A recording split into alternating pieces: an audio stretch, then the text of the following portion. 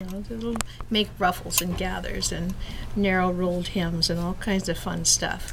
And it's just a little straight sewing machine. Yep. So when I talk about needle stitch, like when I crank this down, I can go down to 6 stitches per inch. And if I put it all the way to the top, it'll do 30 stitches in 1 inch. So it'll make little teeny tiny stitches.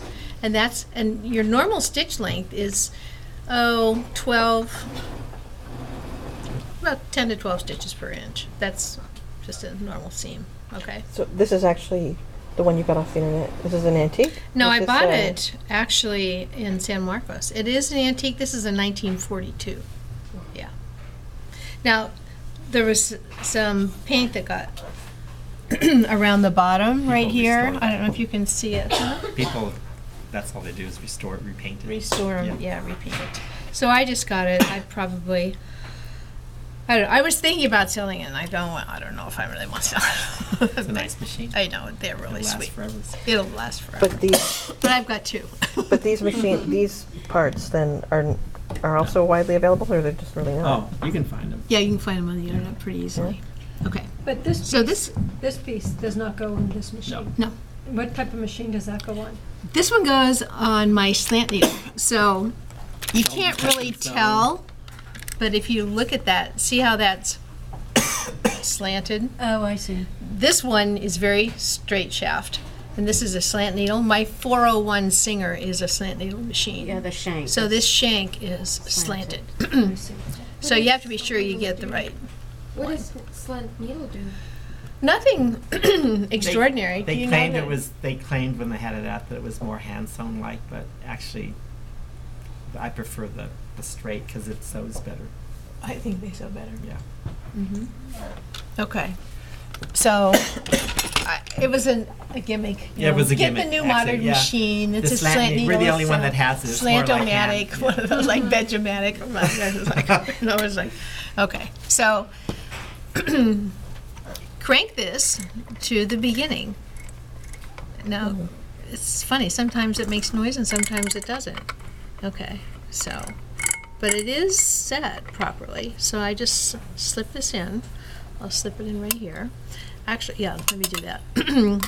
I'll show you how you get the needle and the bobbin thread where I want them. Okay.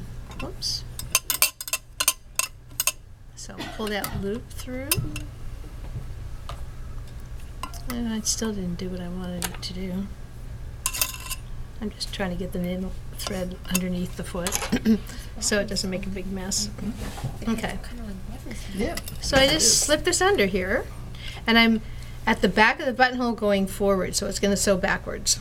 Okay? So I just put that down. Is it going to do the keyhole last or first? I think depending where she has it on. It'll the do last. It'll sew backwards, sew the keyhole, and come back to the front.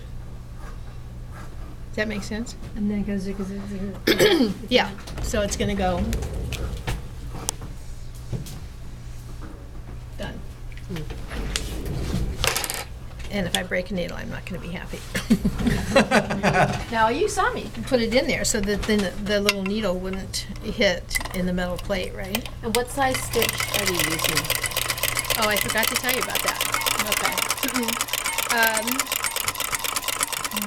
This is your stitch width regulator, and you can make it quite wide or you can make it more narrow. So the settings are 1 to 6, and this one I think didn't I have it about 2 or 3? I can't see from where I am. Oh, I'm 4? Okay. Because it's a straight stitch machine, so the little unit itself has to move the fabric to make it do zigzag.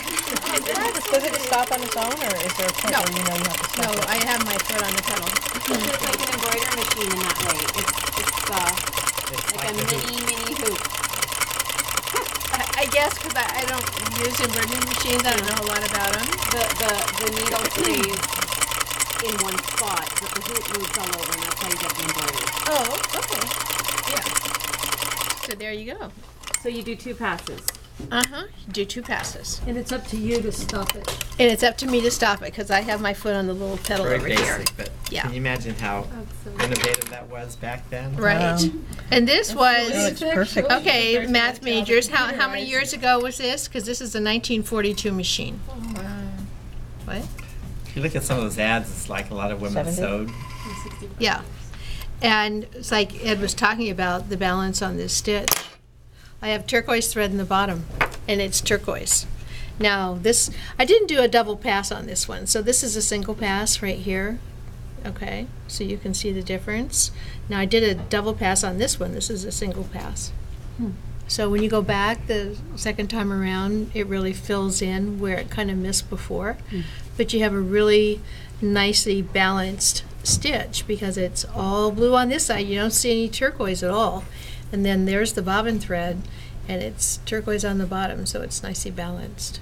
How many layers can this go through? Would it be able to do a coat, or would it not? It should be able to do a I coat. think this would be better than the brother because it has Yeah. this clamp that wraps the fabric Yeah. and moves it. Because if you look at that, this this whole unit sits down on the fabric to hold it in place to sew that. And just thinking now with all those layers, would some of the layers not That's the move? problem. Yeah.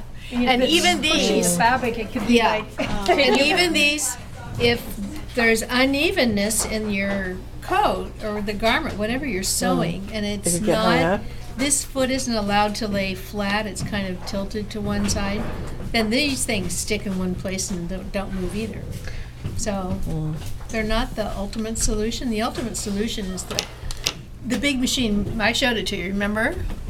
And it's a big thing that it comes down with like a vice grip, and it just clamps that fabric no matter what, because it's got all kinds of power. And it's gonna do that, no problem. It's cute. That was awesome. Aren't they neat? Yeah, Thank you. yeah. So Marcia's taking over. It's $5. And so then on Thursday. But you can try, I'll have it here, and you can try your, build a little sample that mimics your jacket front, facing, front, interfacing, all that, and put it under here and see how she does. This is wool and canvas, so it's a little similar. If anybody wants to try one, you can come and sew a buttonhole. It's right here. So for Thursday, I mean, for those of us who did bound buttonholes, you'll show us how to Oh, do the open back? the Sure. facing through to that. Okay. Absolutely. Okay.